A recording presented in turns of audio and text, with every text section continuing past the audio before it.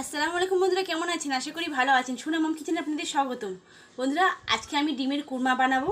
ডিমের কুরমা বানানোর জন্য আমি ডিম নিয়ে নিয়েছি 8 পিস, সিদ্ধ করে নিয়েছি ডিমটাকে। এখন ডিমটাকে আমি ভেজে নেব। তার জন্য আমি এখানে গ্যাসটা জ্বালিয়ে ফ্রাই প্যান বসিয়ে দিয়েছি। ফ্রাই প্যানটাকে ভালো করে গরম করে নেব। এদিকে ফ্রাই প্যানটা ভালো করে গরম করে নিয়েছি। দিয়ে দেবো রিফাইন্ড অয়েল। তেলটাকে ভালো করে গরম করে নিয়ে ডিমগুলো আমি ভাজা করে নেব। তো তেলটা গরম হয়ে গেছে, দিয়ে দেবো সামান্য পরিমাণে লবণ, যাতে ডিমটা না ফাটে।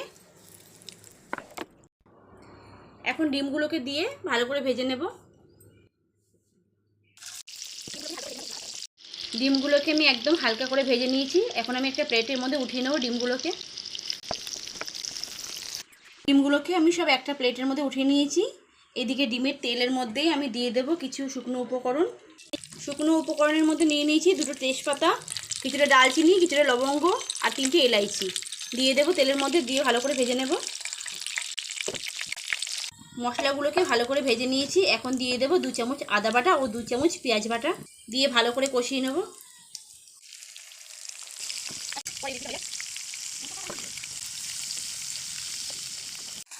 মশলাটাকে কষাতে কষাতে কিছু শুকনো উপকরণ দিয়ে দেব স্বাদ মতো লবণ, পরিমাণ মতো লঙ্কা গুঁড়ো, পরিমাণ মতো জিরে গুঁড়ো, দিয়ে ভালো করে মশলাটাকে আমি কষিয়ে নেব।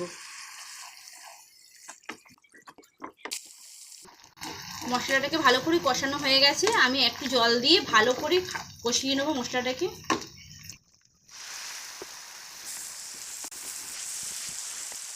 মশলাটাকে ভালো করে কষিয়ে নিয়েছি। এদিকে আমি 50 গ্রাম কাজু মিক্সারে দিয়ে পেস্ট করে নিয়েছি। এটাকে দিয়ে ভালো করে কষিয়ে নেব মশলাটাকে।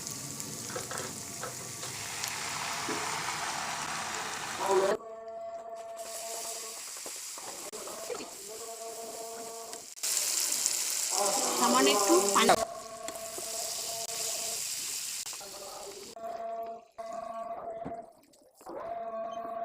মশলাটাকে দুবার একটু একটু করে জল দিয়ে ভালো করে কষিয়ে নিয়েছি। এখন আমি একটু নারিকেলের দুধ দিয়ে কষিয়ে নেব। আমি এখানে একটা বড় নারিকেল কেটে দুধ বানিয়ে নিয়েছি।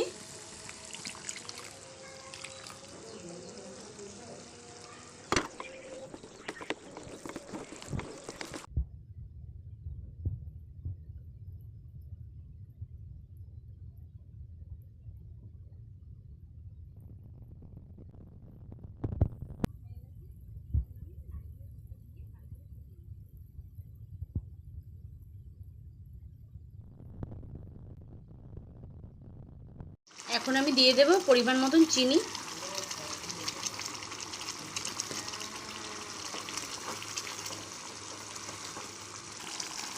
দিয়ে দেব দুটো বড় সাইজের কাঁচা লঙ্কা ভেঙে।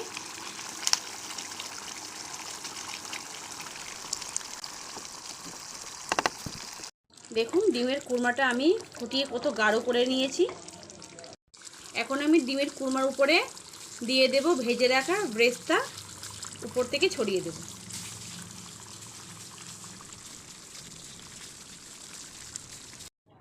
তো আমার ডিমের কোরমা রেসিপিটা কমপ্লিট হয়ে গেছে। এখন আমি একটা প্লেটের মধ্যে নামিয়ে নেব।